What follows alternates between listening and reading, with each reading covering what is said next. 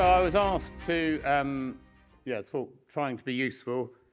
That's my title, the one, Challenging Opportunities of Farming Without Destroying the Planet, Lessons from Building a £100 million business that sticks to its principles. I'm pretty sure we do stick to our principles. I think it'll be 116 million this year, I think. And the trying to be useful comes really, I believe that the values that we generally behave or that drive so much of our behavior are laid down very early.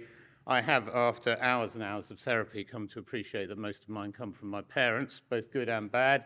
And they were the sort of post-war generation. My father fought in the war, my mother drove ambulances, and they both came from quite upper-class backgrounds in the empire, but we didn't have an empire after the war and had to think of something else to do with themselves. And they wanted to do something useful. And that, for them, at a time when food rationing was still, they wanted to farm. So they found each other, married, and farmed. He did most of the farming. My mother was a fantastic cook, and I think that marriage of an innovative, challenging farming and a love of food is really what Riverford is all about. They had 5 children. I'm the youngest on your right. So as my 80s, I grew up on the farm. I always wanted to be a farmer. Went to Oxford, studied agriculture, that's top left. Came back and milked cows for a bit, argued with my brother and my family incessantly, left, became a management consultant in London. I told them I had a natural sciences degree, not an agriculture degree. I had just washed the cow shit off my clothes, bought myself a snappy suit, and somehow, I got this job. It was the 80s. As long as you stuffed enough powder up your nose, you could do anything. So off I went to New York, stuffed more powder up my nose, and had quite a good time, but in the end, I did decide that I couldn't do any more of it. It was, I did feel it was morally bankrupt. At that time, I suspect it was even worse than the behavior of management consultants today. I regularly was required to lie as part of my job. So I went off and cleaned myself up a bit and sailed boats for a bit, and then came back to the farm in 1987, and I had spent quite a lot of time in New York. I used to hang out at the farmers market on Union Square, and I felt much more allegiance to those farmers than I did to the people that I met in my working life. And I decided I wanted to be an organic farmer. I came back to Devon, Totnes, very alternative area. There was this emerging market. As a management consultant, I'd spent a lot of time looking for emerging markets. And so I started growing organic vegetables on the only flat field on the farm in 1987, delivering them out of my Citroen 2CV, which always had a rotting leak and slipped away under the sink, under the seat, and smelt pretty foul. And that's our farm. A few years later, actually, we weren't growing those many lettuces to start with, looking up the Dart Valley towards Dartmoor. It's pretty poor soils.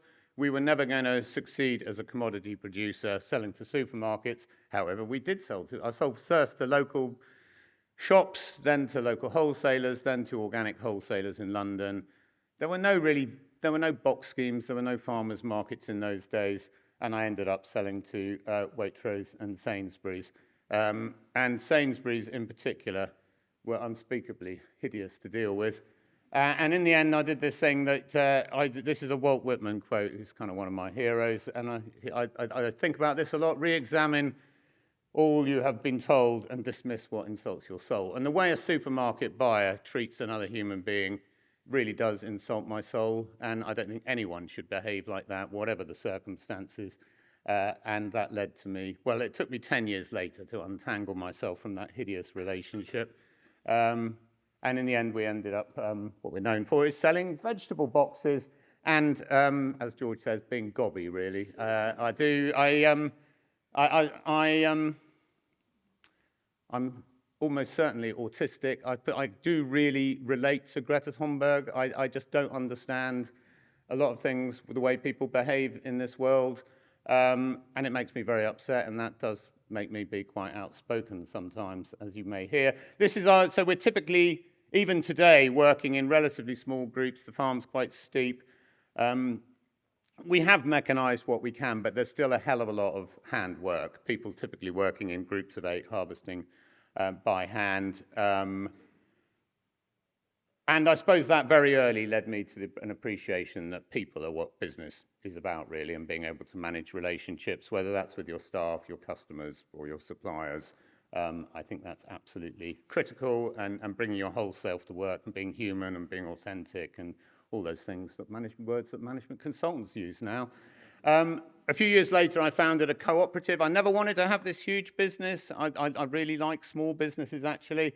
So the idea was but I am also an entrepreneur, and I think most people who are entrepreneurs are actually, if they did enough therapy, they would realize that they weren't actually driven by a desire to make money, unless they're really, really insecure, and a lot of them are, but by a desire to make things happen. And I think that's generally the motivation. So, I just loved growing vegetables, actually. I love selling great vegetables to my customers. In the words of Mr. Nice, a legendary drug dealer from Wales, I never wanted to be a dealer. I just couldn't eat them all myself. So I never really wanted to manage a brand. Sorry, smoke it all myself in his case, eat it all in my case. I just, couldn't eat it all myself. So that got into the whole sort of marketing thing. And I found out that I was quite good at it. Building a brand is a lot about storytelling. I quite like doing that, and we had a great story to tell. So I founded this cooperative in an attempt to keep the business small. And none of them had grown organic vegetables. I think only one of them had grown vegetables at all, and I think only one of them was organic. So it was an uphill struggle. We also buy from around the world. This is Pepe in Spain, just south of Granada, who grows asparagus and spinach for us. He also grows quite a lot of olive oil now. Speaking to our very young-looking managing director, Rob. So we have this network of suppliers, particularly in the south of Spain, but also in Sicily and around the world, actually. And they're all people that almost all of them, that I would consider personal friends. So when I meet Pepe and I put my hand out in a very English way, and he always draws me into this great sort of hug. And, we've been I think we've been buying from him for 20 or 25 years, and we sell almost everything that he produces. Part of the storytelling and this obsession with food is we did open the field kitchen on the farm down in Totnes. God, it must be almost 20 years ago. It's won loads of awards, lost loads of money to start with. It is making money now, and I think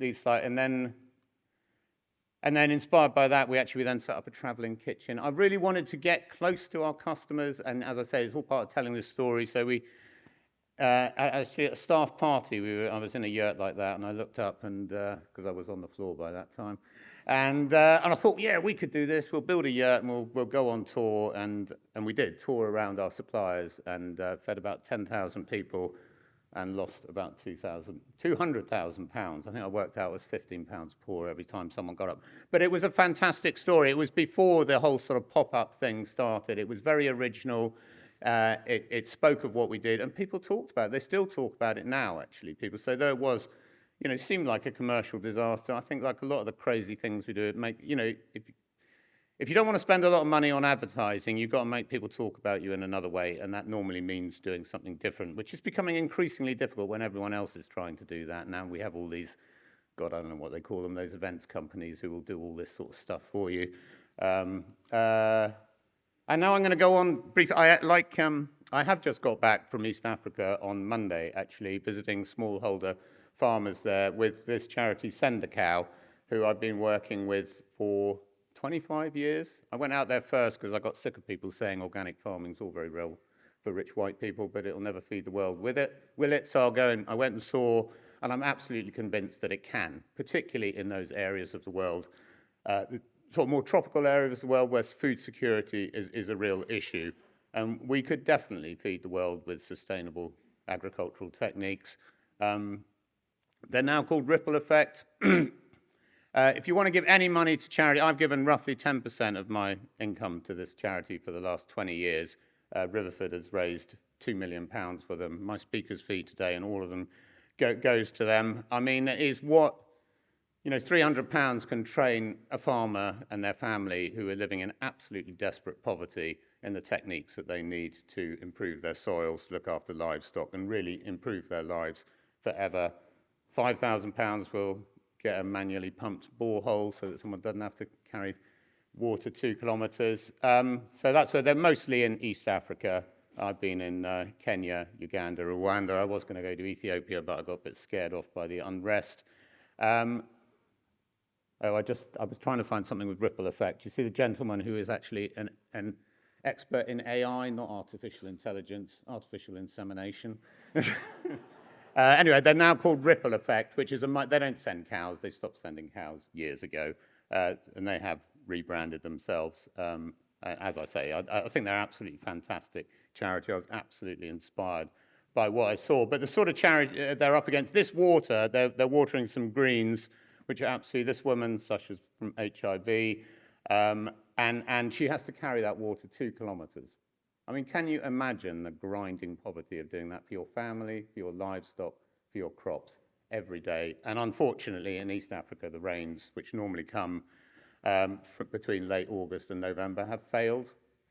And they failed because of climate change, because of our behaviour, really. So, we should feel a personal responsibility for this, I believe, and an obligation, if we have the money and the choices, to do what we can to correct it. And yeah, so they are carrying some water. The work they do is typically around integrating livestock and a really complex system of cropping. In many ways, I find it really far in advance of any agriculture that I see in this country. The sophistication of their knowledge about how plants will work together, how they can multi-crop, how they can generate their own pesticides if they do get problems. Though incidentally, if they have to use nicotine or pyrethrum or neem, many of them consider themselves to have failed because they would like to manage their pests by having this really complex and integrated and ecologically stable system. I mean, my God, if you compare that to the attitudes of farmers in this country, these people do not need patronizing. They need supporting because they are way ahead of what we're doing in the West in so many ways. And they certainly don't need us, driving down their throats high-intensive agriculture, as is actually happening in East Africa. Subsidized seeds, subsidized fertilizers to try and, wean them onto our sort of agriculture. Cows are an absolutely integral part of it. This was in Rwanda, actually. This woman had lost most of her family during the genocide. Kind of makes me quite emotional now, but I can't remember what her cow was. But the translation was beloved anyway, and she said she never felt alone with her cow. She'd had an absolutely tragic life. But growing perennial crops, so pawpaw is a huge part of that. Trying to wean people off growing maize, which is massively drought susceptible, and really, given the increasingly erratic rains, it is a crazy crop to be growing. But the world over, people seem to be crazy about growing. Anyway, so things growing like pawpaw and cassava, there are many, and yams and so on. There are many more food secure crops. It could be. This was a tragedy. A woman trying to grow coffee. The rains had failed. Watching her crop dying. So I'm coming back to England now. That photograph when I showed of them harvesting on a hill, some of you might have thought that's quite a steep hill. We don't cultivate it anymore because this happened about 4 years ago. Climate change is here as well as in, East Africa. It's everywhere. This was a catastrophic rainfall event. We lost 10,000 tons of soil in about 20 minutes. And we just have to change the way we farm. So this field has now goes back down to permanent pasture, despite it was one of our better fields. It has nuts growing on it. And it's in an agroforestry system, which will, hopefully, if we get it right, be very productive, but very productive in a way that's building soil carbon, preventing runoff, and preventing the loss of soil. The other end of it is obviously excessive rainfall, this sort of scene, which is happening more and more. Obviously, we've had it just recently. And we're converting a lot of the steep fields to this agroforestry where we're growing walnuts and hazelnuts with cattle grazing in between as a way of trying to be more resilient. Just like those African farmers having to rethink what they're doing, I think we really do need to in this country. Fantastic for biodiversity, fantastic for carbon sequestration, and actually, I'm pretty sure it'll be 5 times as productive in terms of producing edible protein than just the suckler beef, which is what that field has been used for historically. That's another example. That's hazelnuts in that field, and a hare, which has eaten a few of them. So we've always done things differently. That's my little bit on ripple effect. I might come back. I hope I've sown a seed there. If any of you are inspired, please do go to their website. I do think they are the most wonderful charity. So we do everything ourselves in all sorts of ways. We write our own software. We do our own marketing. And we do our own sales, so which is, you may have come across our guys at the stations and so on. We have a team of people who are on proper contracts, unlike most of those people who are shaking and chugging or whatever, or the people who work for Able and Cole or HelloFresh and whatever. They're all on commission. These are properly employed people, and they're fantastic. And that's how we get, generally what we're trying to do on our sales and marketing is a lot about just starting conversations, and if we're lucky, that turns into a sale. Yeah, so I said how much I hate dealing with the supermarkets. It was round about 99, 2000. We did actually, I'm not a great fan of business plans, but we did get off the farm, and it was incredible, actually. Within about 20 minutes, it was perfectly obvious what we need to do. No one really liked the veg box at the moment at that time because it was relatively small quantities of a large number of different crops, very complex. But we have embraced that now. That is, and it was at this point 10% of sales in 99. I think by 2003 it was 95% of sales, and now it's about 97% of sales.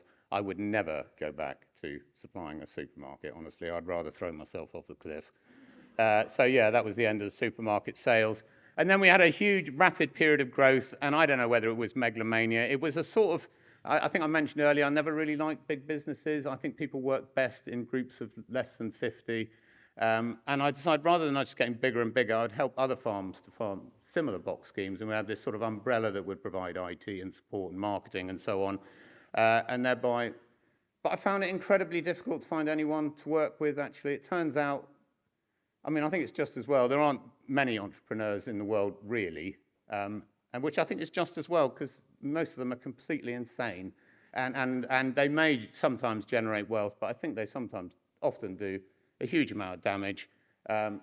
Take Elon Musk. I mean, if he'd done a bit of therapy, he might be better sorted out, and he wouldn't be fucking the world up so much. So anyway, I went around trying to find it, and I did open quite a few of them. It didn't really work for us. It was a business model, but driven by a philosophy, really, rather. And it turned out that brands do actually really work. People do trust us, and trying to get them to trust these other companies. It didn't work. It also turned out that increasingly, as people wanted to specify, they wanted a more sophisticated offering. It became very difficult to deliver that on a small scale. So we are back down to just one in Devon and one in Peterborough in Cambridgeshire now, packing all our boxes and special orders. I'm happy we also went into franchising in about the mid-90s, and we will be out of it next year. I'm happy to, I won't go into that, but if anyone's interested, happy to answer questions about it. So I think this was, 2009, actually it was a bit earlier than that, 2007 I think it was. I realized that I was getting to the end of the road in terms of my own ability and in terms of an actual desire to run a business of that size, and inevitably as it got bigger you require systems. I hate systems. I'm a anarchist entrepreneur, and I break every rule. And I actually did find while Boris Johnson was in power, I took a hard look at him and I thought, my God, I behaved like him. And I thank him, if for nothing else, for pointing out what a twat he was, and that I really don't want to be like him. So I think I have changed my behaviour quite a lot as a result of Boris, so I will thank him for that. Anyway, I brought in a managing director who I thought would be able to manage things in a less mavericky sort of style. This was his view of management. He had to have his own parking space. He had to charge 55p a mile when anybody else could charge 30p a mile. And in the end, I sacked him. It took me a long time. But he did a lot of good things for the business. He did bring systems in. I personally think he brought too many systems in. He centralized everything in a way that I much more wanted to spread out, get decisions made as close to the action as possible. And Rob on the right has been our managing director since about 2010, and he's someone that I work with very well. I'm a bit crazy maverick. He's very steady and considered. He's a much better communicator than me in many ways, probably a much better listener. I'm a better talker. So we work pretty well together, and I think that relationship of, I'm not even the chair anymore, but when I was the chair and the MD, I think is incredibly important, being functional. I also have a farm in France, which I'm about to sell to this guy, Marco, and one of the other staff. They don't do employee ownership in France, so we've had to sort of find another way. But that was an attempt to get really good fresh vegetables in the Hungry Gap, March, April, May, early June in the UK. We were really, so I love growing vegetables. I mean, that's where I'm happy. My happy place is in the field, you know, and preferably on my own. You know, sometime around about 2013, we were trying to develop our own websites. We were using outside contractors who just took us for such a ride. I mean, it was costing us 2 million quid a year to get very little from a bunch of sharks.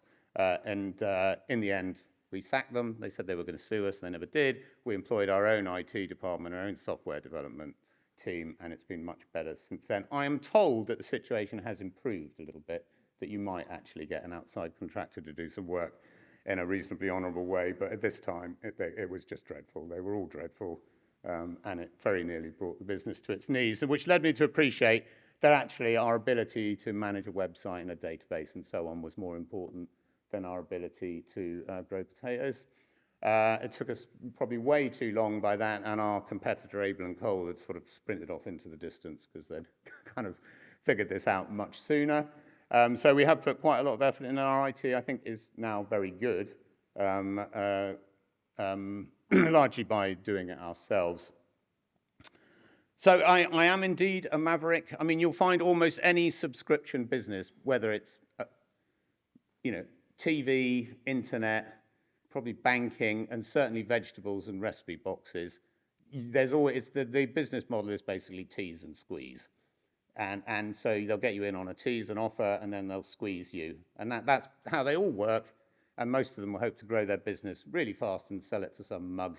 I hope no one sitting in this room invested in Farm Drop, for instance, or anyway, I won't mention any others that haven't gone bust yet, but a lot of them will go bust because they have unsustainable business models that are based on bringing customers in who have no loyalty. You're training that customer actually to not be loyal, to be always looking for discounts. So in 2017, I got back from a holiday, I opened up my laptop and I saw Riverford sandwiched between discount leg waxing and discount paintballing.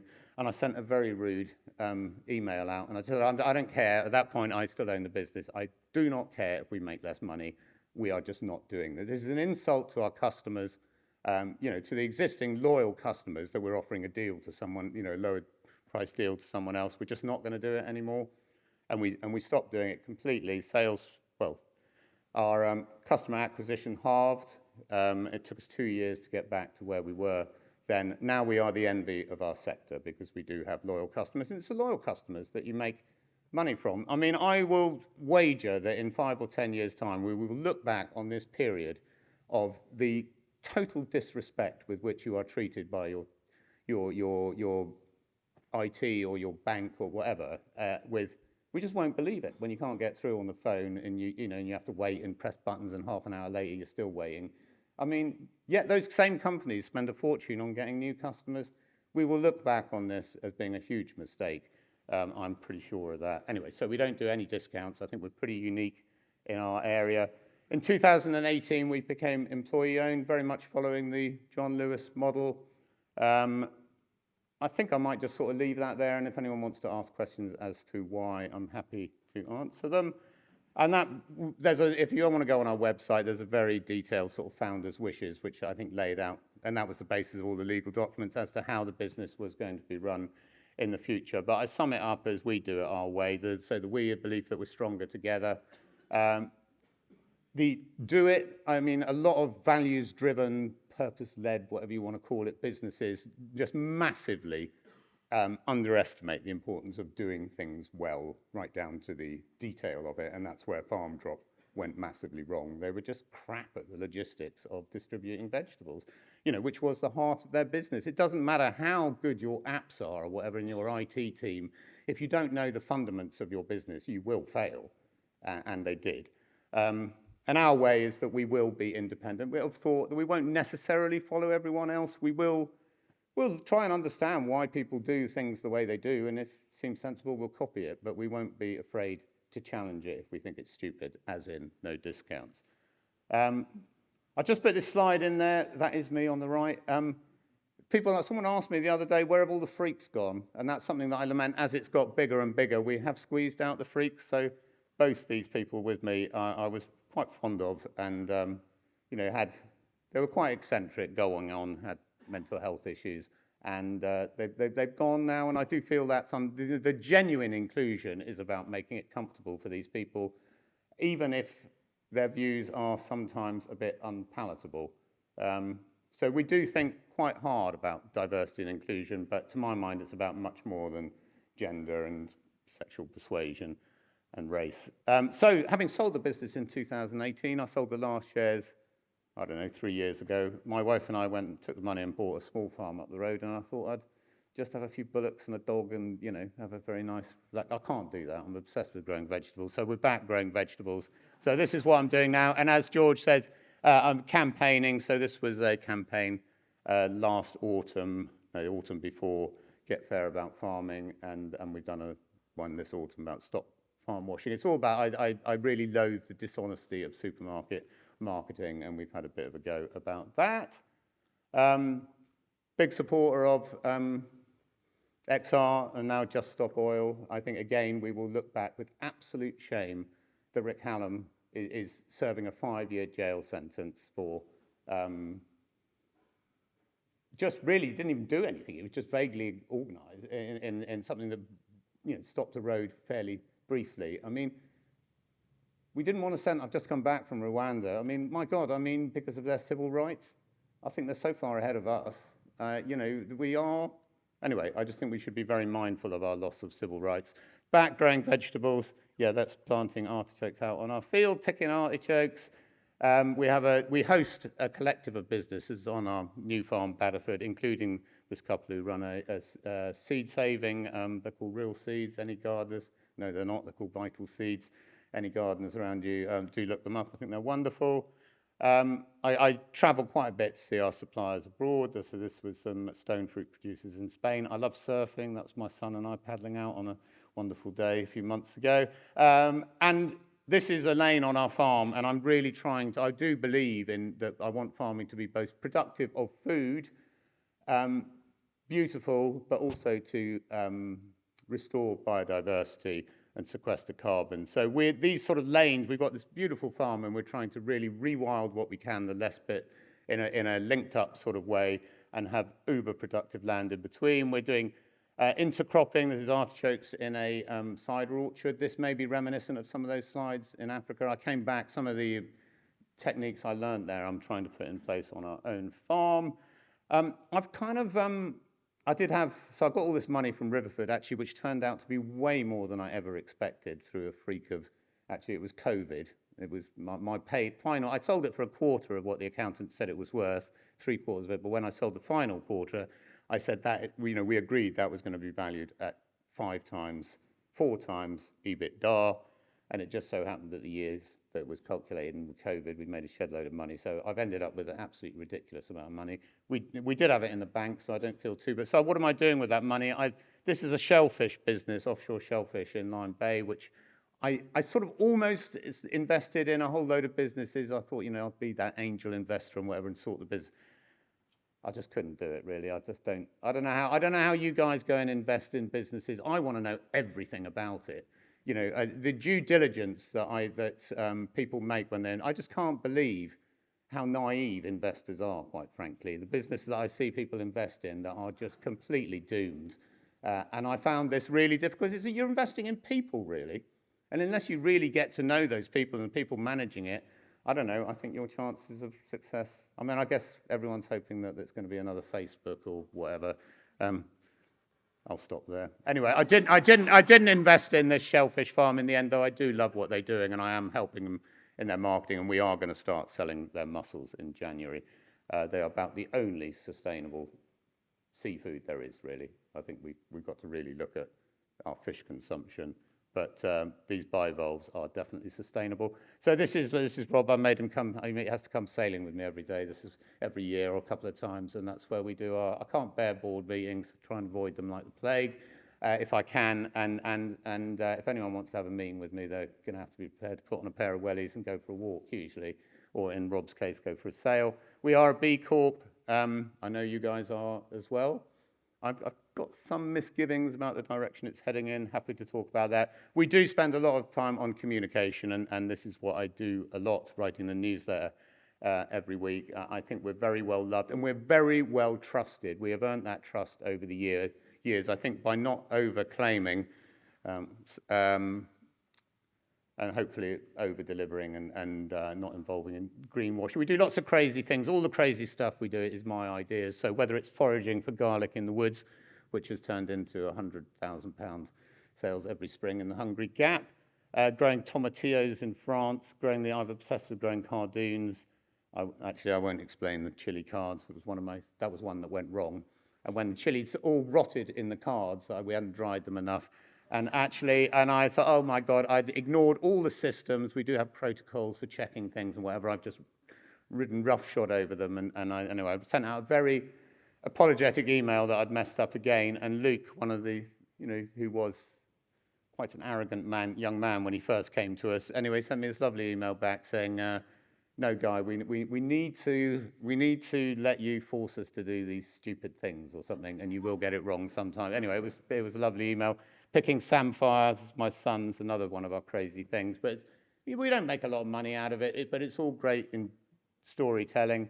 As is in France, we grow a huge amount of sweet corn there, and one year it all got this disease smut, which is wheat de coche. It's very sought after in Mexico. I don't know, I looked it up on the internet. And anyway, we decided we'd try and sell the smut instead. And it was a great story, and it turned out that it was really difficult to transport it and so on. But again, that sort of turning a disaster into a great story, which certainly didn't make any money in terms of the product, but I think it's all part of that sort of brand building. I'm just going to leave you with I think this is where a lot of people go massively wrong, and I see this particularly in boardrooms. This sort of pretense that particularly men make, I think, that we're all sort of totally rational. I mean, if we just accept that we all think a lot less than we think, i.e. we are emotional beings, 90% of our behavior is emotionally driven. And I see that in a boardroom just like anyone else, and it drives me nuts when people are sitting around justifying positions that they've taken that are often emotionally driven. And I think this is something that we could all think about quite a lot. We put a lot of time into measuring our environmental impact. So we did our first study in 2006, way ahead of anyone else. There wasn't even a protocol for measuring your emissions at that time. We did it with Exeter University, and we've been doing it ever since. And quite successfully driving down our carbon intensity. As you can see on the right, it's quite big. A lot of it around electrification of vehicles, avoidance of packaging, not buying from, we've had to look quite hard at where we import from and just saying no to some of the higher carbon footprint ones. But as I say again, climate change is here. So this is building a reservoir. And resilience for us means drainage to get rid of the water, polytunnels to be in more control, and building reservoirs. That's another one, and much bigger one in France we were building. And then, this agroforestry to try and control soil loss. I noticed on your list of sponsors or people involved, someone was possibly involved in carbon trading. I think we've got to be so cautious of this. I've just come back from East Africa. This is a carbon trading scheme. Presumably someone bought these credits. I don't know where they got their money back, but these trees are dead. And I see that over and over again. I went to eastern Kenya and witnessed indigenous people their houses being burnt down and driven out of the forest as part of a carbon trading scheme. I mean, please, if you are getting involved in this, be so careful about what you are supporting. I am deeply skeptical about our ability to solve our problems through market-based mechanisms. We don't have any reliable way of measuring carbon in soil. So anyone who's selling you carbon credits based on changing agricultural practice, it's just bullshit. If you go onto the Farm Carbon Toolkit, which is I think that's the greatest credibility of all the soil carbon, they say very clearly that this is a management tool, not an auditing tool. So, yet people are trading this stuff. They don't know what they're selling. You don't know what you're buying. I don't know. I'm very dubious about it. I think we're going down the wrong road. The way to solve the climate change crisis is perfectly obvious. 89% of climate change over the last 20 years has been caused by burning fossil fuels. We've just got to start taxing fossil fuels or have a carbon tax, whatever is administrated. And that will drive change very quickly. Reports by IMF and OECD both suggest that a realistic carbon tax will drive down our emissions. I think one of them says 30% in 3 years. I mean, these are really, these are economists, ex-heads of the Federal Reserve and so on that are coming. Why aren't we listening to them? Why have we got COP29 and we're barely talking about this stuff? Forget about bloody carbon trading and whatever, and planting trees and whatever. We've just got to consume less of this stuff. And the best way to do that is to make it more expensive. And I'm 64, and I think many people say you can't teach an old dog new tricks. I feel I'm learning all the time, and I hope I'll still be learning when I die. My father certainly was, and there he is. And I come back to this thing of, I think particularly those who find themselves in leadership positions, positions of power.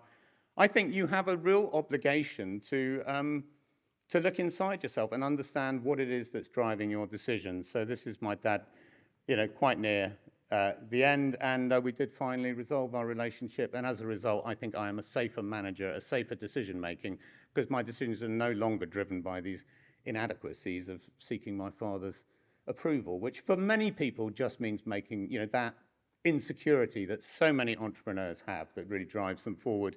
And in so many cases, that manifests in them just needing to prove themselves by making more and more money, where it's not going to make them happy, it's not going to make their children love them anymore, it's not going to make their wife love them anymore, it's going to be a disaster. And so I think that really deeply understanding yourself and what drives you, and whatever that takes to do it. For me, it was hours of therapy, but other people get it. This is when Abel and Cole sold to venture capitalists in November 2007, I used to get loads and loads of phone calls, several a week, wanting to lubricate my way into retirement and maximize the value of my business and so on.